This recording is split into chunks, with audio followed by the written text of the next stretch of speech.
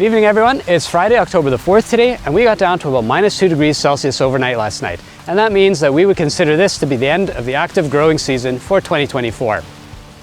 Now, there are some late planted or late emerging corn, soybean, canola plants that are still green, and they might limp along for another couple of days without leaves, but really we're done building yield and can expect things to dry down quite quickly from here on out. In terms of heat accumulation for 2024, we received over 2,900 corn heat units without a frost this season.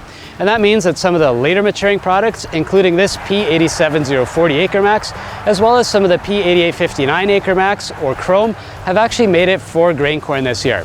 And that's been great news for some of those silage acres that were too wet to harvest during optimal silage timing, and they're actually going to make fantastic quality high moisture corn, or could even be dried down for dry commodity corn this year.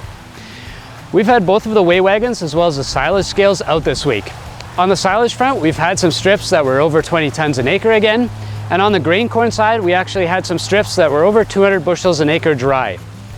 On the soybean front, some yields between 45 and 50 bushels an acre weren't uncommon on our plots, and that means that we've actually had an above average yield on those late season crops this year. It's been a crazy year. We had one of the most prolonged planting seasons in recent memory. We've had some catastrophic rains early in the season, which led to a lot of overland flooding as well as ponding that affected some of the crops. And then it actually got very dry and hot in midsummer. And then we had some late season rains that really filled things out, and we actually see better yields than we were expecting. So that's been great news for this year. We are celebrating the fact that yields seem to be higher than we would have expected in midsummer. There are some management concerns at this point in the season as well, given those higher yields. Especially on fields that had multiple periods of extreme stress throughout the summer, we're seeing that they pollinated well, have put on a really good ear that's filled out with the later season moisture, but we are seeing some stalk integrity issues. In a lot of cases, those fungal infections would have come in shortly after pollination, and that include species including Gibberella, Diplodia, as well as Fusarium stem rots. And we haven't seen anything in the ears at this point, but we are seeing some standability issues. Of course, those incredibly heavy winds that we had in the last week, as well as what's forecast for this weekend, won't be helpful there. So we should probably get in there and harvest that corn sooner rather than later. If you're concerned about your stalk health, you can definitely go into that field and just push on about 20 plants in a row and see how many of them easily bounce back versus which ones that kind of give that snapping feeling. So that'll give you an indication as to how soon you should be out there and harvesting. However, given that we have really good weather, the yields are certainly there, and the moistures are coming down incredibly quickly, it's probably a sooner than later harvest opportunity for corn to maximize those profits. As another season draws to a close, the whole team at Mark Outlet Seeds would like to thank you once again for watching this year's video updates, as well as your support for our business throughout the year. We couldn't do it without you.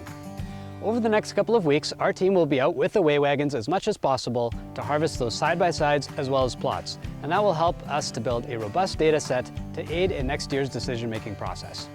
We'll also be saying goodbye to some staple varieties that have been around for years, including P00A49X and P006A37X. Both of these have served us very well for a number of years. However, with the new Enlist Z-Series beans, we're seeing higher results on the weigh wagon when it comes to yield. We're seeing very clean fields and just better flexibility and safety during that spraying season. So that's a big part of the decision-making process there.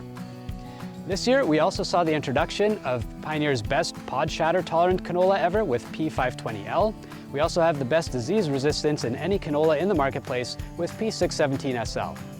If you have any questions about our new products or would like to sign up for the early pay 3% discount bonus, that'll be available until October 18th.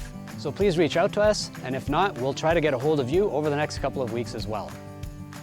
Once again, thank you for your support this year. Thank you to all of the cooperators that were very patient in springtime, and we look forward to seeing you on the combine. We hope that everyone has a safe and successful harvest, and we'll see you soon.